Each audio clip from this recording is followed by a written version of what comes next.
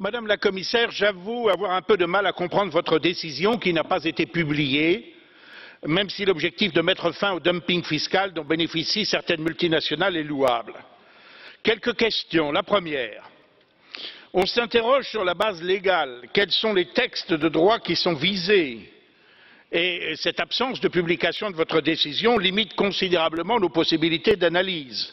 Deuxièmement, la Commission dit ne pas mettre en cause le fait que les États membres sont libres de leur politique fiscale, très bien, et que les taux sont fixés librement par les États, ici l'Irlande.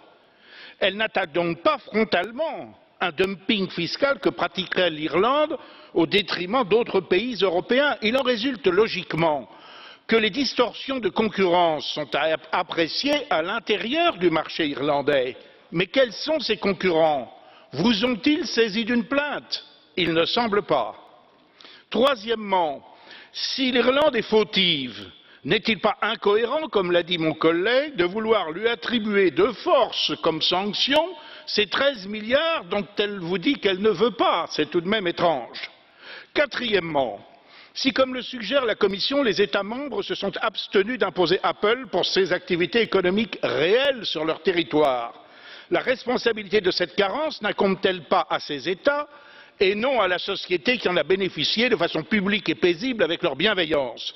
Je voudrais être sûr que vos objectifs légitimes sont compatibles avec l'état de droit, la non-rétroactivité, que votre action serve bien aux intérêts européens et non à rapatrier les bénéfices et les impôts aux USA. L'Europe n'y serait pas gagnante.